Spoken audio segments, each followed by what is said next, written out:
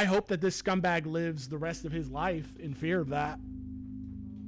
In fear of that happening to him. I hope that he can never, he always sits with his back to the wall, never has a good night's sleep, and is constantly looking over his shoulder for this kid's dad, because I don't understand, brother. If you could get within a mile radius of this guy, man, and it was me and mine, it was one of mine, it's over for him. He's getting walked down. I mean, this guy, he looks like, future Essays of America Club. Like, he's just looked like a guy who would do this type of thing. I hate to play like, assaulter phrenology, but he's got all the signs: a weak chin, Neanderthal brow, stupid haircut. In Idaho, just hours after her first day of school, a 15-year-old girl, let's say it one more time, a 15-year-old girl, prison. Boyce then suspended the sentence, and placed him on parole. It can only happen to a guy with this phrenology. It can only in America can it happen to a guy. Can you essay a tiny little girl from the ages of 7 to 12 and catch a suspended sentence? A suspended sentence for doing. This girl is damaged for life for probably the worst possible crime. Like, if he would have just taken her out and, unalived her, at least she wouldn't have to suffer with 5 years of SA under her belt that now she has to somehow process and live with and try to be a normal human in this sick society with. He was also given a 180-day local jail sentence. Oh, how gracious of them. Dahl later accepted a plea agreement. I bet he did. He got the Jeffrey Epstein special. A plea agreement where he agreed to plead guilty in a Fremont County to amended charges of 2 counts of felony injury to a child. In return, the prosecution agreed to drop the case in Bingham County and not require Dahle to register as a sex offender, while recommending a term of probation and sentence. Now, I for one, am not the biggest fan of the sex offender registry. I'm not, because I feel like your punishment should not be outside of prison, right? Your punishment should not be, you go to jail to do restitution to society, and that should be the beginning and the end of your punishment, right? So to make somebody, after the fact, make them sign up for this like weird registry, I'm not down with it. I don't like it. I don't like it at all. But this guy is getting a suspended sentence for, let's remember what he did in case we forgot from 20 seconds ago. He essayed a child from the age of 7 years old to 12 years old. If anybody ever, if I'm going to make an exception for the sex offender registry, I'm doing it for this scumbag. This people in this scumbag's neighborhood should know who he is, 100%, without a doubt. They should know this, because he is doing 180 days in the county jail and doing no restitution and no real time for, again, to remind you, essaying a little girl from the ages of 7 to 12. Disgusting. Only when you look like this, only when you got the complexion for the protection, can you get this kind of sweetheart deal dropped on you. Her father describes seeing his daughter's personality change. No kidding. I bet it did. This is what I'm talking about. That little girl is going to have to live with this and somehow make peace with it for the rest of her life. And this cat is doing 0 days in prison. I cannot even hug my daughter. Touch repulses her. She cringes and pulls away. Oh, my, that's heartbreaking, man. That's so disgusting and heartbreaking. Like, how do you not, as a father, that's what I'd be worried about. Anybody here in Louisiana knows what happened in Baton Rouge. It's not appropriate to talk about on YouTube or Twitch, but if you live here in Louisiana, you know the legend of the guy who got walked down. We'll say that he walked his man down, the father who walked his man down in the Baton Rouge airport for doing this exact thing to his son. I hope that this scumbag lives the rest of his life in fear of that. In fear of that happening to him. I hope that he always sits with his back to the wall, never has a good night's sleep, and is constantly looking over his shoulder for this kid's dad, because I don't understand, brother. If you could get within a mile radius of this guy, man, and it was me and mine, it was one of mine, it's over for him. He's getting walked down. Detective's office with my daughter. This was painful for her. She told me she didn't want to do it, but she wanted to protect others. Scumbag. The victim spoke last, telling the court about she actually spoke? Oh my God. Telling the court about the specific abuse that she suffered from Dahle. My earliest memory of the abuse is 7 years old, but I know he was touching me before that almost every time we were together. Candon was touching me under my clothes. Gross. And some of the memories are so damaging because it was me holding in cries of pain. Well, I don't even want to read that. I was just 11 years old when he covered my mouth because he didn't want the family close by to know what he was doing. She continued expressing the depression she experienced because of the abuse and how it felt when she found out he had been arrested. Every single day since I was 7, Candon made me hate myself. I wake up every morning and I have to give myself a reason to stay here. I want Candon to know that for many days I have felt that I would have rather ended my life than force a 7-year-old me to have to sit through all these years of what he did to me, said the victim. You forced me to keep your secret for 7 years. I sat through your baseball games. I watched the world cheer for you. I watched you archive every church. I watched you achieve every church standing and be celebrated. Yeah, because they were Mormon, so they had all that weird Mormon stuff. Before concluding her statement, the victim addressed Dahle, telling him that she intends to take her power back and not let the abuse shape her life.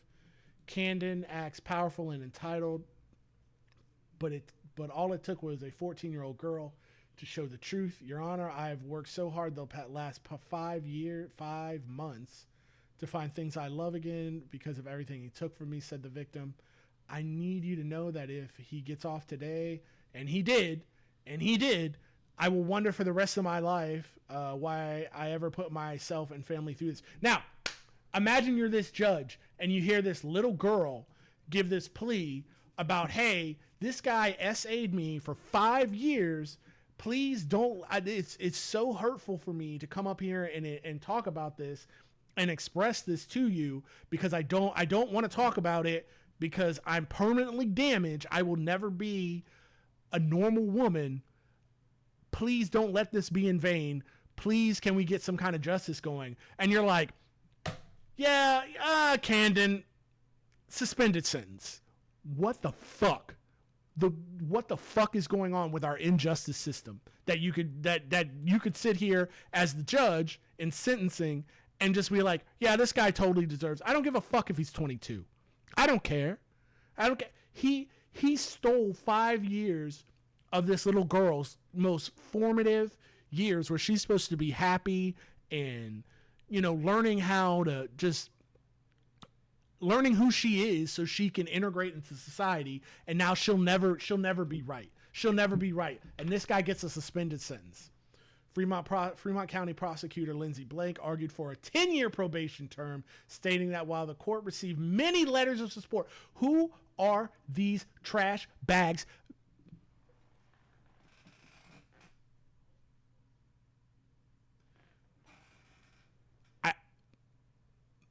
Many letters of support. What is there to support?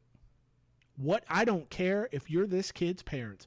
What is this 22-year-old man? Not this kid. The person he SA'd was a kid. Even my brain is broken. I don't care.